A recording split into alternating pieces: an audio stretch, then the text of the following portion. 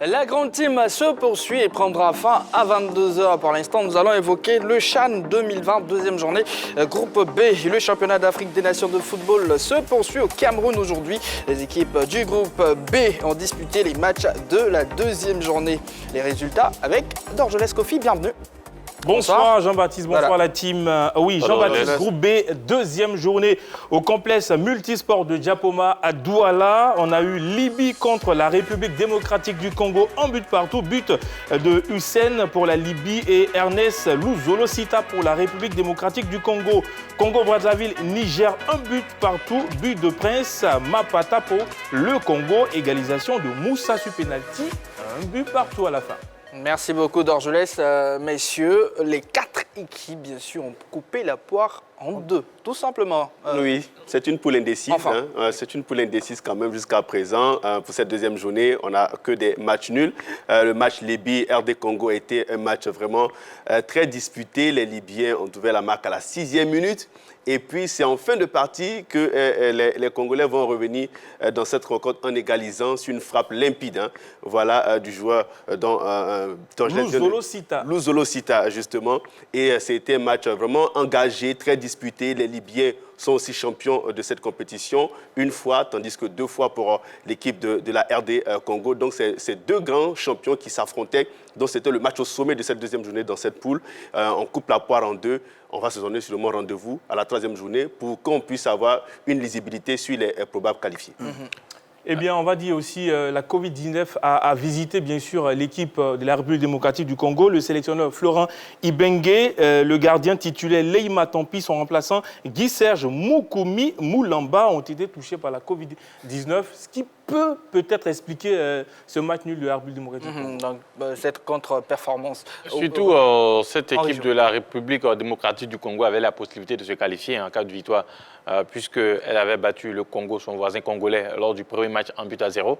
Donc, en cas de victoire, c'était la qualification, je dirais, presque acquise pour cette équipe des Léopards. Mais bon, comme on l'a dit, la Libye aussi devait réagir après le match nul d'entrée face à l'équipe du Niger. Ils ont d'abord mené au score et puis vont se faire rejoindre l'équipe congolaise, l'équipe plutôt à la République démocratique du Congo, puisqu'il y a une autre équipe congolaise, a frappé 22 fois et a cadré que 2 fois. Et on a eu un but. C'est dit que cette équipe, quelque part, a voulu quand même revenir à la marque, malgré les absences notables en son sein. Mais bon, derrière, heureusement, ils réussissent à avoir cette égalisation qui leur permet de toujours être leader de cette poule. Une question qu'on se pose, Dorgelès Kofi, et bien sûr, que rapporte le CHAN 2020 ?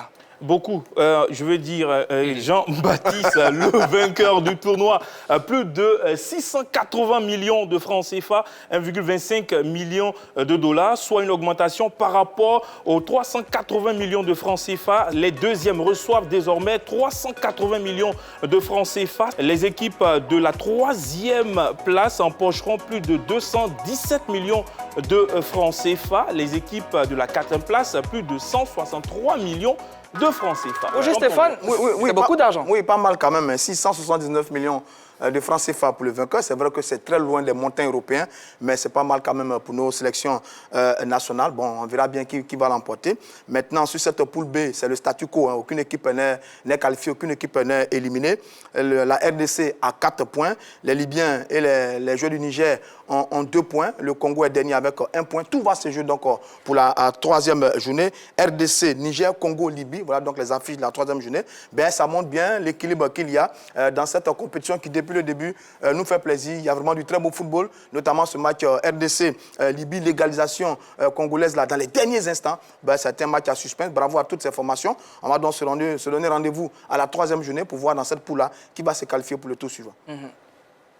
Oui, c'est quand même des gains importants que le vainqueur va remporter, mais il y a quand même 200 millions d'écart entre le vainqueur de la CAN et puis celui du CHAN. Il faut qu'on augmente un peu la cagnotte du vainqueur de la Coupe d'Afrique des Nations, parce que je sais que la Coupe d'Afrique des Nations, le vainqueur doit tourner autour de 800 millions, voire 900 millions de francs CFA à gagner. Je pense qu'il faut augmenter un peu la cagnotte pour qu'on sente... mais pourquoi? Mais bien sûr, attends, ce n'est pas les mêmes compétitions, ce n'est pas les mêmes joueurs qui évoluent. Pour la Coupe d'Afrique des Nations, c'est quand même... Pour gagner de l'argent, c'est pour le trophée, voilà. Oui, mais pour Bon, le derrière, trophée, c'est pas la même sponsor. Pas tous ensemble, messieurs, s'il vous plaît. Après, c'est pour l'argent que les footballeurs, ils jouent. Donc, il faut augmenter quand même un peu la cagnotte. Mais c'est déjà bien pour une telle compétition. 600 millions de francs CFA pour le vainqueur. Je pense que c'est à saluer. La CAF devrait faire encore des efforts pour intéresser encore plus le public sportif, les équipes, à participer à cette compétition au regard du gain, au regard de la qualité du football qui est produit, au regard de la communication qui est faite autour de cette compétition-là. Je pense que ça va gagner encore un peu plus en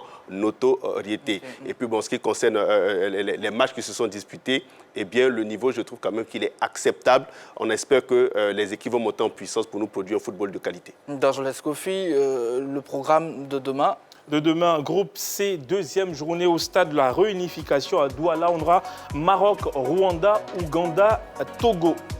Eh bien, Henri Jo, comment entrevoyez-vous ces affiches?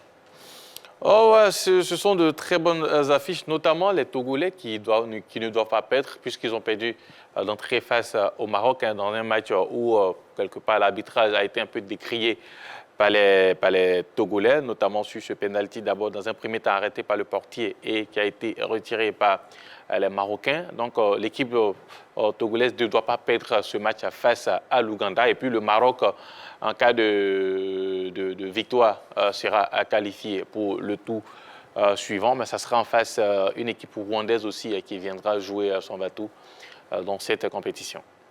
Eh bien, oui, le classement, Maroc en tête avec 3 points, Rwanda deuxième 1 point, Ouganda troisième 1 point et puis le Togo quatrième 0 point.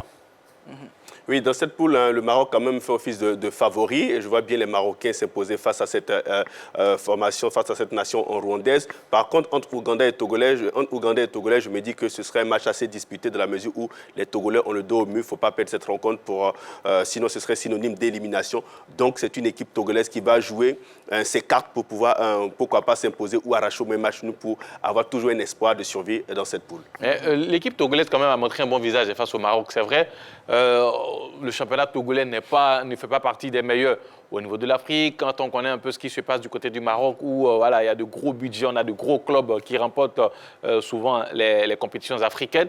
Mais la confrontation entre les deux équipes quand même a été très disputée entre Marocains et Togolais. Donc c'est une équipe qui n'est pas ridicule, une équipe togolaise qui n'est pas ridicule. Et on espère qu'elle va mieux gérer les actions face à l'équipe ougandaise pour la suite.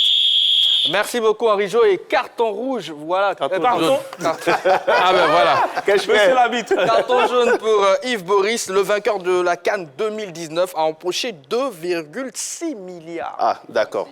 D'accord. Autant pour moi. C'est Voilà. plus Messieurs, qu'un carton jaune. Hein. Oui, effectivement, carton rouge. Ok. Demain, il ne parle plus. Messieurs, nous sommes à la fin de cette émission. On se donne rendez-vous demain. Ouais, même heure. Henri Jo, Oui, on sera là demain. On sera aussi là. voilà, À demain. Stéphane, on peut compter sur vous. À demain. Eh bien, amis téléspectateurs, j'ai pris énormément de plaisir. On a pris énormément de plaisir à être ici avec vous. La grande team, c'est du lundi au vendredi à partir de 20h30. On envoie plein de bisous à Tia. On se dit à demain. Et puis, merci de toujours rester sur la 3. Merci à l'équipe qui a bossé derrière pour la réussite de cette émission. Et je dis merci encore de toujours rester sur la 3. Voilà.